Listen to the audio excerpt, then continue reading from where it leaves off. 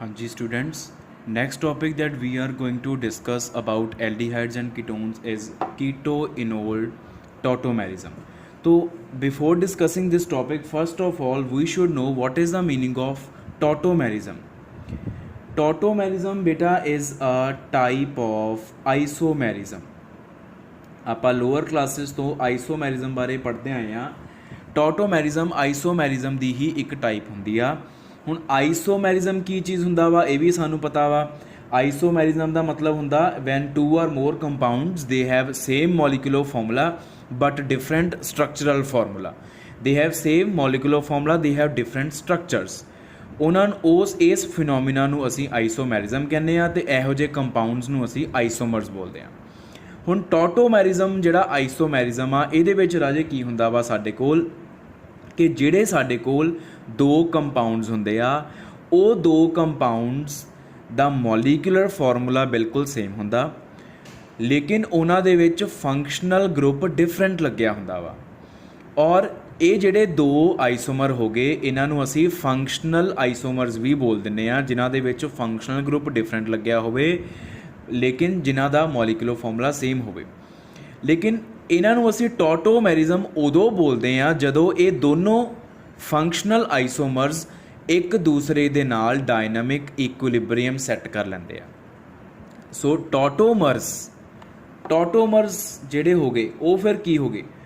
Tautomers may be defined as those isomers which have same molecular formula but possess different functional groups and exist in dynamic equilibrium with each other and they interconvert into each other continuously. ਉਹ ਇੱਕ ਦੂਸਰੇ ਦੇ ਵਿੱਚ ਇੰਟਰਕਨਵਰਟ ਕਰ ਜਾਂਦੇ ਆ ਔਰ ਇਹਨਾਂ ਦੀ ਇੰਟਰਕਨਵਰਜਨ ਬਹੁਤ ਹੀ ਸਿੰਪਲ ਹੁੰਦੀ ਆ। ਉਹਨਾਂ ਨੂੰ ਅਸੀਂ ਟੌਟੋਮਰਸ ਬੋਲਦੇ ਹਾਂ and this phenomena of existence of tautomers is called tautomerism. ਹੁਣ ਇਹ ਸਾਰੀ ਚੀਜ਼ ਤੁਹਾਨੂੰ ਐਗਜ਼ੈਂਪਲ ਦੇ ਨਾਲ ਹੀ ਕਲੀਅਰ ਹੋਣੀ ਆ। ਆਪਾਂ ਫॉर ਐਗਜ਼ੈਂਪਲ ਸਾਡੇ ਕੋਲ ਹੈ ਐਸੀਟੈਲਡੀਹਾਈਡ, we have acetaldehyde.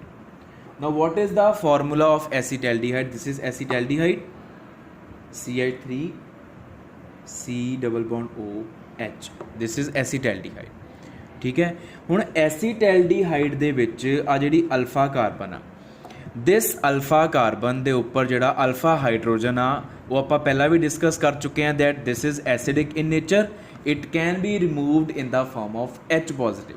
तो what happens कि इत्थों H पॉजिटिव निकलती आ और वो इस ऑक्सीजन कोल चले जाती है। दिस ऑक्सीजन इस ऑक्सीजन कोल आ H पॉजिटिव चला गया, इत्थे CH2 रह गया, कार्बन दा जिहड़ा आ वाला बॉन्ड आ पाई बॉन्ड ये ब्रेक कर जाना तो साडे कोल आ चीज़ बन जानी है। या इनू आपां डबल एरो की हेल्प नाल शो कर दईए CH2 double bond C OH H आ चीज़ बन गई। मतलब what has happened, there is transfer of alpha hydrogen from alpha carbon to carbonyl oxygen, hydrogen का ट्रांसफर हो रहा and this is called tautomerism. हुण ये दोनों देख लो दोनों का मॉलिक्यूलर फॉर्मूला बिल्कुल सेम आ लेकिन ये फंक्शनल ग्रुप हैगा वा एल्डिहाइड ग्रुप और ये हैगा alcohol, this is OH, this is alcohol, this is aldehyde. इनू असी बोलना कीटो फॉर्म तो इनू असी बोलना इनोल फॉर्म। इनोल इन मतलब डबल बॉन्ड, ओल मतलब alcohol, keto form and enol form.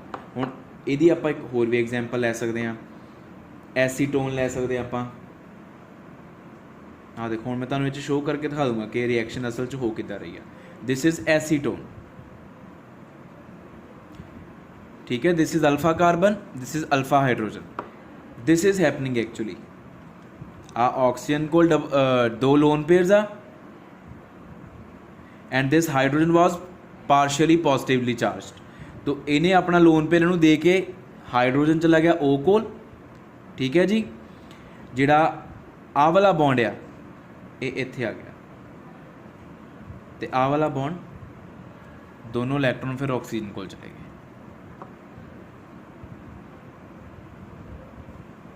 साढ़े कोल की बचा CH2 double bond COH CH3.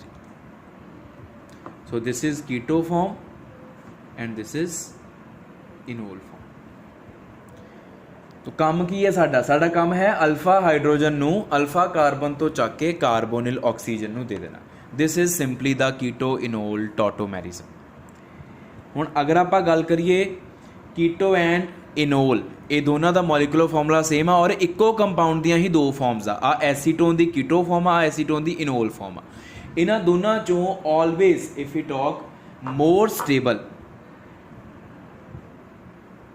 Stable is keto form. Always keto form हमेशा ज़्यादा स्टेबल होती है.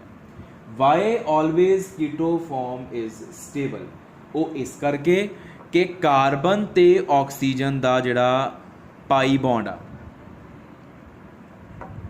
That is more stable than pi bond between carbon and carbon. You can see in keto form pi bond is between C and O. In enol form pi bond is between C and C. ठीक है. और C and O दा pi bond is more stable than C and C दा pi bond. क्योंकि जदों C and O दा pi bond बनदा how much energy is released? 364 kilojoule per mole energy is released when pi bond is formed between C and O. And 251 kilojoule per mole energy is released when carbon pi bond is formed. ठीक है. तो सानू पता कि जदों कोई bond बनता energy निकलती, जिन्नी ज़्यादा एनर्जी निकलती है वो बॉन्ड उन्ना ही ज़्यादा स्टेबल होंदा है. तो it means C and O दा pi bond is more stable, इस करके keto form is more stable than enol form. So this is all about keto enol tautomerism in aldehydes and ketones. इस तो बाद बेटा जिहड़ा आपां नैक्सट टॉपिक डिस्कस करना एल्डिहाइड्स एंड कीटोन्स दे बारे, that is tests to distinguish between aldehydes and ketones.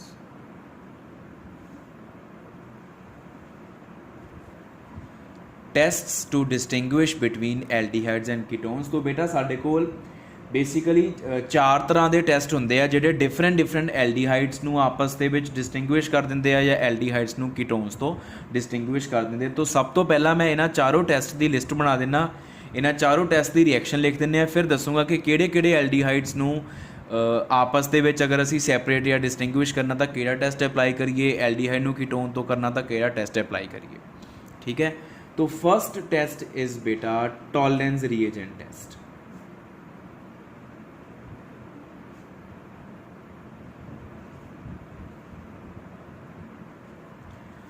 Tollens reagent test इनू असी सिल्वर मिरर टेस्ट भी बोलते हैं.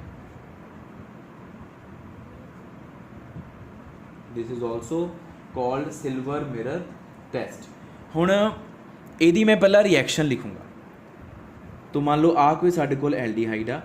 ठीक है. ध्यान नाल बेटा रिएक्शन समझ लेनी है. एंड उहदे विच मैं टॉलेंस रिएजेंट पाऊँगा. I will add Tollens reagent in given aldehyde.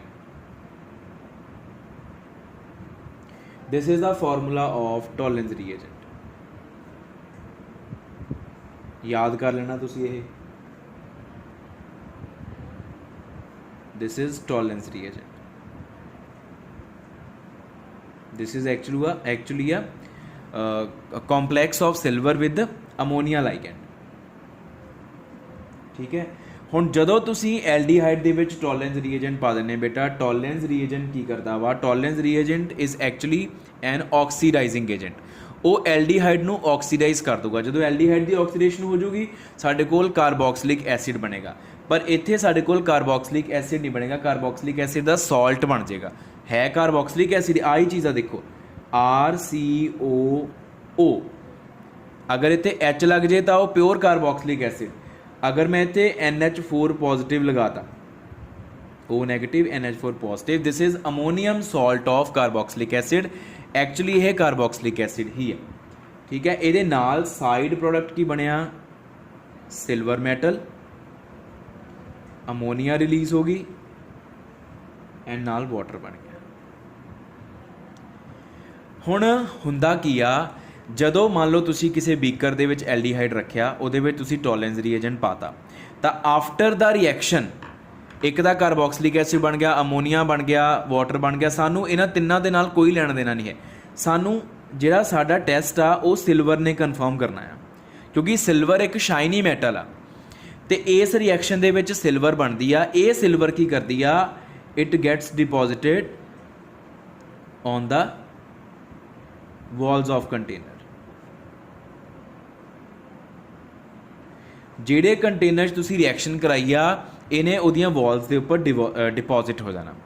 ठीक है, जिहड़ियां वॉल्स आ वो शाइनी शाइनी लगन लग पैणगीਆਂ ਤੁਹਾਨੂੰ, अदरवाइज तो कच के बीकर होंदे आ ना। तो अगर गिवन कंपाउंड दे विच टॉलरेंस रिएजेंट पा के सिल्वर बन रही आ, उहदियां वॉल्स शाइनी हो रही वा, इहदा मतलब रिएक्शन हो रही आ। तो अगर given compound which tolerance reagent पा के सिल्वर नहीं बनता, वॉल्स शाइनी नहीं होंदियां, सिल्वर मिरर नहीं बन रहा, तो मतलब रिएक्शन नहीं हो रही। तो टॉलरेंस रिएजेंट टेस्ट जिहड़ा वा बेटा, it is given only by aldehydes. सिर्फ एल्ਡੀहाइड्स ही टॉलरेंस रिएजेंट नाल रिएक्ट कर सकते आ, नॉट बाय कीटोन्स। कीटोन्स जिहड़े आ वो टॉलरेंस रिएजेंट नाल रिएक्ट नहीं करते। ਇਹਦਾ मतलब अगर एसीटोन है ना ਤੁਹਾਡੇ ਕੋਲ, ਤੁਸੀਂ एसीटोन ਦੇ ਵਿੱਚ टॉलरेंस रिएजेंट पा दोगे तो कोई रिएक्शन नहीं होनी, no reaction will take place, no silver will be deposited, no silver mirror will be formed. तो Tollens reagent is a test to distinguish between any aldehyde and any ketone. किसी भी एल्ਡੀहाइड ਨੂੰ किसी भी कीटोन तो separate करना होवे, distinguish करना होवे, you will apply Tollens reagent test. ठीक है जी, कोई भी एल्ਡੀहाइड ਨੂੰ कोई भी कीटोन तो सैपरेट करना। ये हो गया साढ़े कोल पहला टेस्ट। दूसरा टेस्ट है फेहलिंग सोल्यूशन टेस्ट।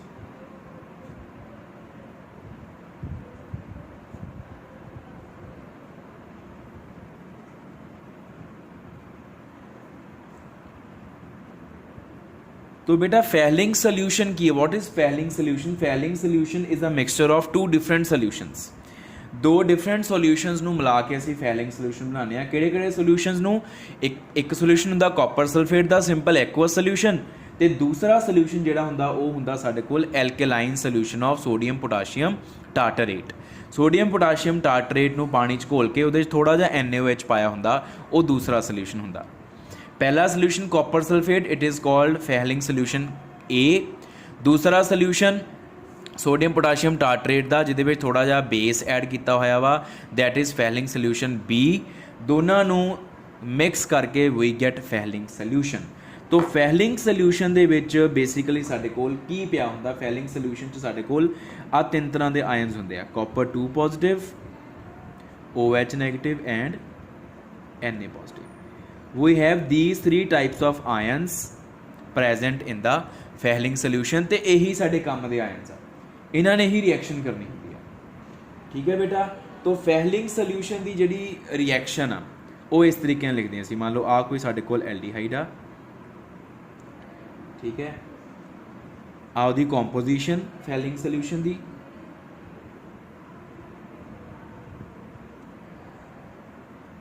आ सारी फेहलिंग सोल्यूशन आ।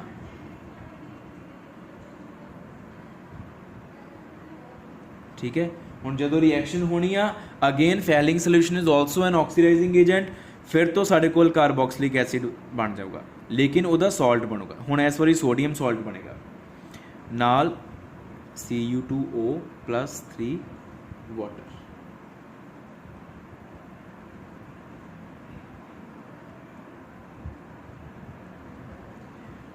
तो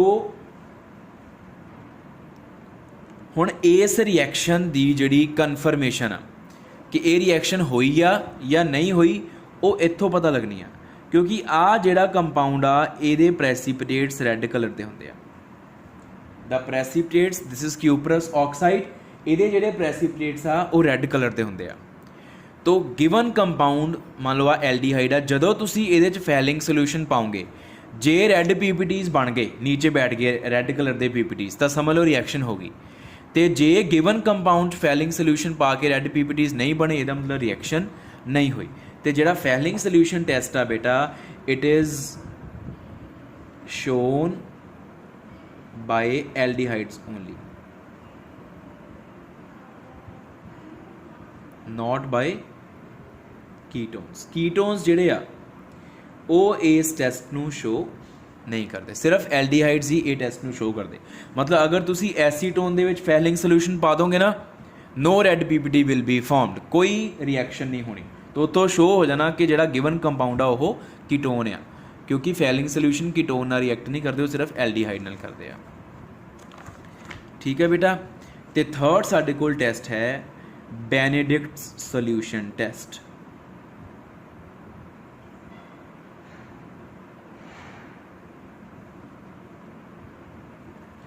तो जिहड़ा बेटा बेनेडिक्ट सोल्यूशन टेस्ट हैगा आ, ये फैलिंग सोल्यूशन टेस्ट वर्गा ही है, क्योंकि जिहड़ा बेनेडिक्ट सोल्यूशन आ it is very similar to Fehling solution. तो फैलिंग सोल्यूशन ते बेनेडिक्ट सोल्यूशन की कॉम्पोजिशन इज़ एग्जैक्टली सेम। आही कॉम्पोजिशन बेनेडिक्ट सोल्यूशन की होंदी आ। बेनेडिक्ट सोल्यूशन भी सेम उद्दां ही बनता, कॉपर सल्फेट वाले सोल्यूशन में मिक्स कर दिंदे असीं सोडियम सिट्रेट के सोल्यूशन के नाल, जिन्हों कि असीं सोडियम कार्बोनेट के नाल एल्कलाइन किया हुंदा वा। तो composition of Benedict solution is also same as falling solution and reaction is also same as above reaction, बिल्कुल सेम रिएक्शन, कोई फर्क नहीं। तो अगर रिएक्शन सेम आ, ਇਹਦਾ मतलब बेनेडिक्ट सोल्यूशन ਜਿਹੜਾ ਆ ਇਹ ਵੀ सिर्फ एल्डिहाइड्स ਨਾਲ ही रिएक्ट करता है। एल्डिहाइड्स ਦੇ ਨਾਲ बेनेडिक्ट सोल्यूशन रिएक्ट करता वा, कीटोन्स ਦੇ ਨਾਲ बेनेडिक्ट सोल्यूशन रिएक्ट नहीं करता। मतलब ketones do not show this test. तो फिर आ जिहड़े 3 टेस्ट हुण राजे आपां लिखे आ, these 3 tests can be used to distinguish any aldehyde from any ketone. किसी एल्डिहाइड नूं किसी कीटोन तो सैपरेट करना होवे, तुसीं इन्हां चों कोई भी टेस्ट लगा दो, सैपरेट हो जाएगा। ठीक है जी। और इन्हां दे विच्चों जिहड़ा साडा फैलिंग सोल्यूशन टेस्ट आ, फैलिंग सोल्यूशन टेस्ट की एक होर खासियत हैगी आ। वो खासियत यह आ कि जिहड़ा फैलिंग सोल्यूशन टेस्ट आ, ये एरोमैटिक एल्डिहाइड्स नहीं शो करते। इत्थे मैं लिख देना, it is shown by aldehydes only, not by ketones, only aliphatic aldehydes show this test, not the aromatic aldehydes। Aromatic aldehydes भी फैलिंग सोल्यूशन टेस्ट नैगेटिव ही show करते आ। एरोमैटिक एल्डिहाइड के एग्जाम्पल बेंजल्डिहाइड, बेंजल्डिहाइड च Fehling solution पाओगे ना तो test negative आएगा। मतलब रैड कलर के क्यूप्रस ऑक्साइड के पीपीटीज नहीं बनोगे। तो अगर तुहानू मान लो एक बेंजल्डिहाइड देता, एक एसीटल्डिहाइड देता, कहता how will you distinguish between these 2 compounds, तो तुसी कहोगे कि we will apply Fehling solution test, because acetaldehyde will react with Fehling solution but benzaldehyde will not react with the Fehling solution. तो बेटा चौथा टेस्ट साडे कोल हैगा आ, जिहड़ा लास्ट टेस्ट आ, आयोडोफॉर्म टेस्ट।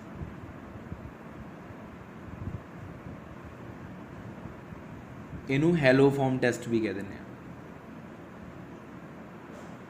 बट बेसिकली जिहड़ा हैलो आ, इत्थे हैलो मतलब हैलोजन, तो हैलोजन असीं नॉर्मली आयोडीन ही यूज़ करते हैं। तो इस करके इहदा जिहड़ा नाम आ मेन वो आयोडोफॉर्म टेस्ट ही हुंदा, आयोडोफॉर्म रिएक्शन ही हुंदी है।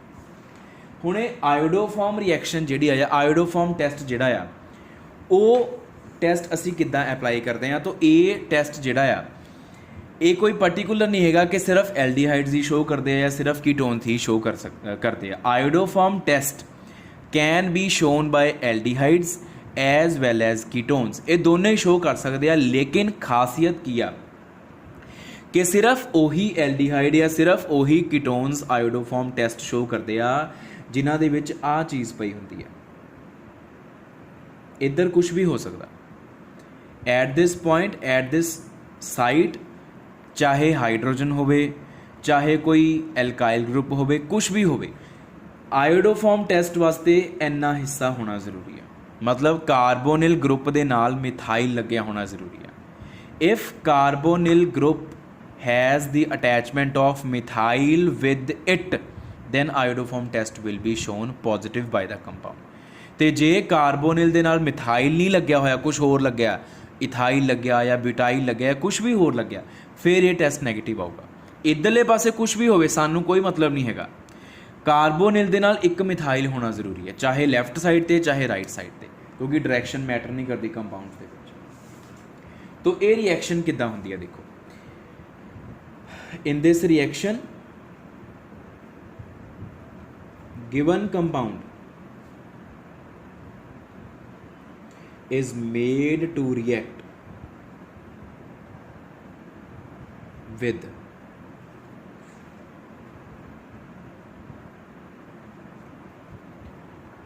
hypohalite solution. In this reaction, the given compound is made to react with hypohalite solution. What is this hypohalite solution? ਆ ਦੇਖੋ, ਜਿਹੜਾ XO ਨੈਗੇਟਿਵ ਆਇਨ ਹੈ ਨਾ, ਇਹਨੂੰ ਅਸੀਂ ਹਾਈਪੋਹੈਲਾਈਟ ਆਇਨ ਬੋਲਦੇ ਹਾਂ। This is hypohalite ion, XO negative. ਤੇ ਹਾਈਪੋਹੈਲਾਈਟ ਸੋਲਿਊਸ਼ਨ ਮਤਲਬ ਇਸ ਆਇਨ ਦਾ ਕੋਈ ਕੰਪਾਊਂਡ ਹੋਵੇ, ਉਹਨੂੰ ਪਾਣੀ 'ਚ ਘੋਲਿਆ ਹੋਵੇ। ਮੈਂ ਤੁਹਾਨੂੰ ਬਣਾ ਕੇ ਦਿਖਾ ਦਿੰਦਾ। ਹੁਣ ਹਾਈਪੋਹੈਲਾਈਟ ਸੋਲਿਊਸ਼ਨ ਕਿੱਦਾਂ ਬਣਨਾ, how to form, how to prepare. You will take halogen, ਠੀਕ ਹੈ, ਉਹਦੇ ਤੁਸੀਂ ਸੋਡੀਅਮ ਹਾਈਡਰੋਕਸਾਈਡ ਐਡ ਕਰ ਦਿਓ, you will get NaOX plus NaX plus H2O. This is sodium hypohalite। आ बन गया देखो।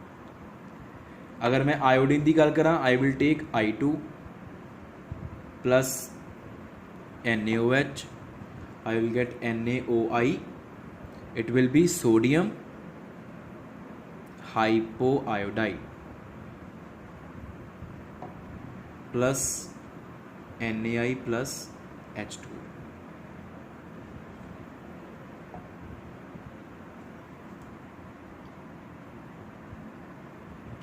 ठीक है जी। तो आ बन गया सोडियम हाइपो आयोडाइड। इस तरीके ना आप हाइपो डी आना बेटा, इस तरीके दे नाल बनूगा।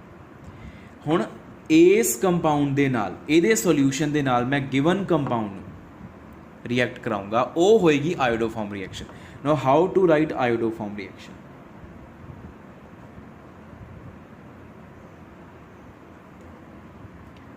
आ है मान लो साडे कोल कोई भी कंपाउंड जिहदे विच आ चीज़ पई हुई है, देखो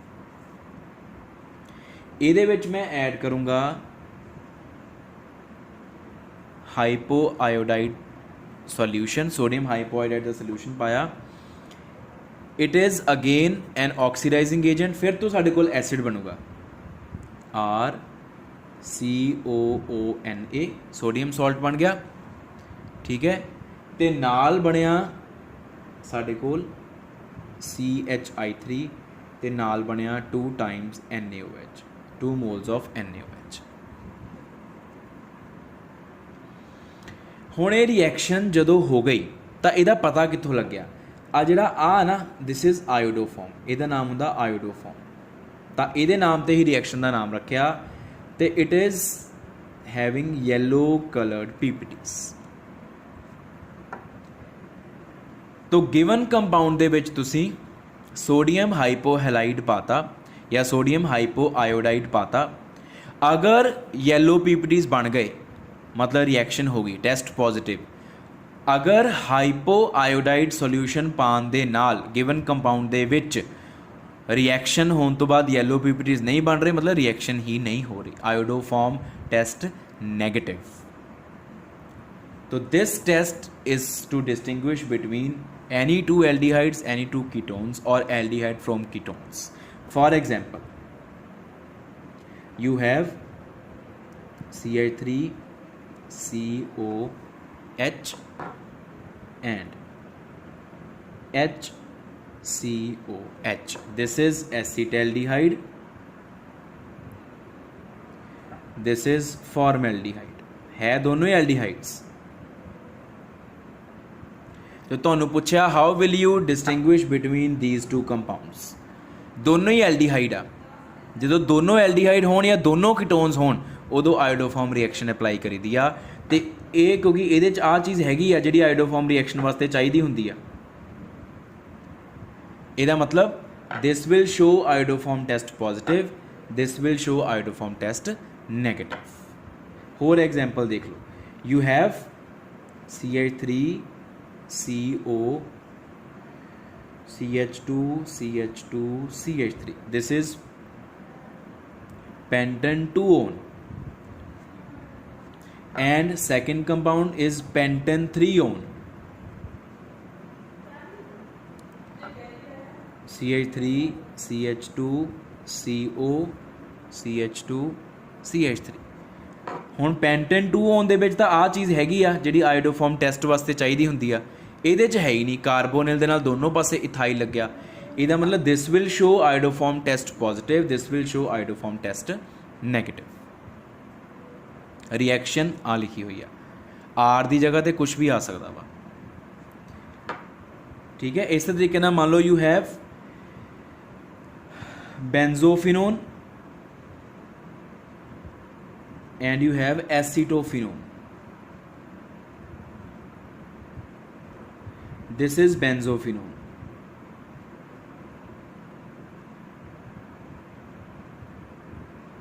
and this is acetophenone.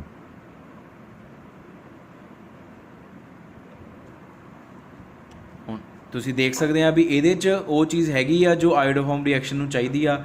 तो this will show iodoform test positive, this will show iodoform test negative. ਇਹਦੀ ਰਿਐਕਸ਼ਨ ਲਿਖ ਕੇ ਦਿਖਾ ਦੇਣੀ। ਜਿਹੜੇ ਪੋਜ਼ਿਟਿਵ ਸ਼ੋ ਕਰਦੇ ਉਹਦੀ ਰਿਐਕਸ਼ਨ ਜ਼ਰੂਰ ਲਿਖ ਕੇ ਦਿਖਾਣੀ।